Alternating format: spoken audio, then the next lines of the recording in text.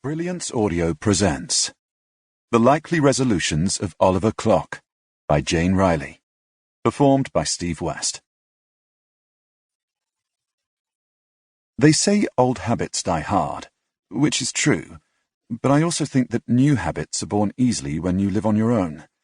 Like talking to yourself, ordering pantry items in alphabetical order, storing balled-up socks in colour-coordinated rows in a drawer, buying microwave meals for one, when you should be cooking from scratch, because you really do love to cook, and fantasizing, writing lists of things you'd like to do, imagining a life that isn't yours, all from the comfort of your sofa.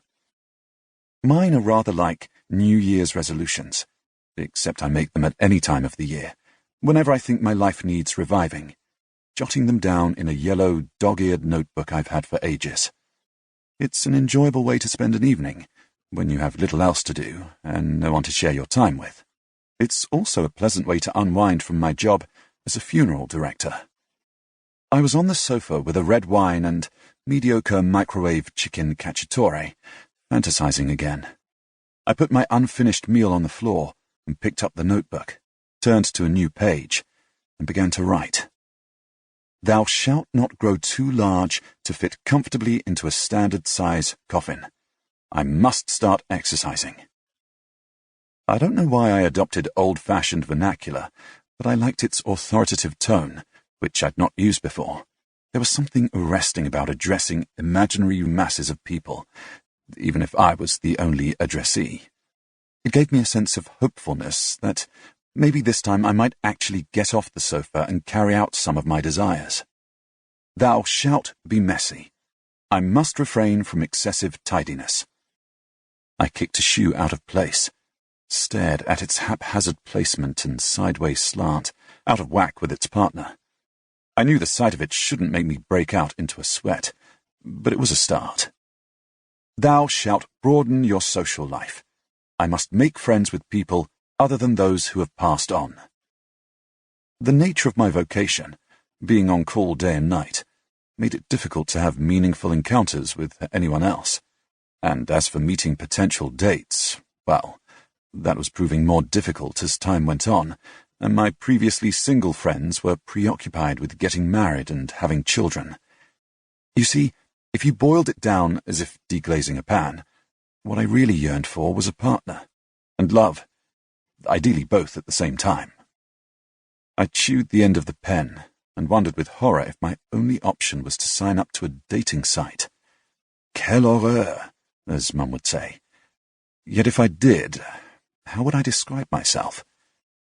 Bachelor, 39 years old, walking fit, at best, with excess podge and a slight slouch. Has a kind heart and is a good listener. Considers himself a gourmand, tonight's microwave meal notwithstanding, as well as the 6 others I have in my fridge. In his job, people may be dying to see him, but what he's looking for is a like-minded, living female to bring love into his life.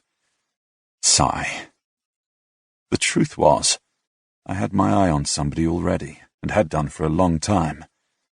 If only Marie knew that she was the like-minded living female I dreamed of enlivening my life. I suppose there was only one way to make it happen. Thou shalt find a way to ask Marie out. Marie may be married, but hadn't she said only a few weeks ago that she was unhappy? The idea of me asking her out was so outrageous it made me laugh. Not just a chuckle, but uncontrollably, stupidly, unable to stop. A socked foot left the ground. Then both feet were airborne as I fell back against the sofa in glee, rejoicing at the audacity of my latest resolution.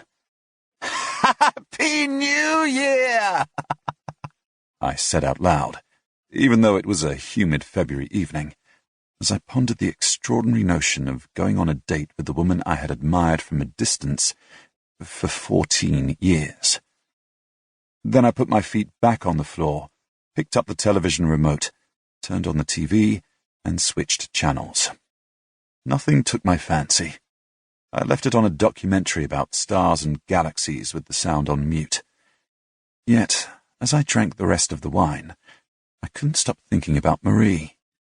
My mind clicked and whirred like the old ceiling fan above me, as if deciding whether to slow down or speed up. It was an apt analogy. Do I or don't I? Hold off or dive right in? Slow down or speed up?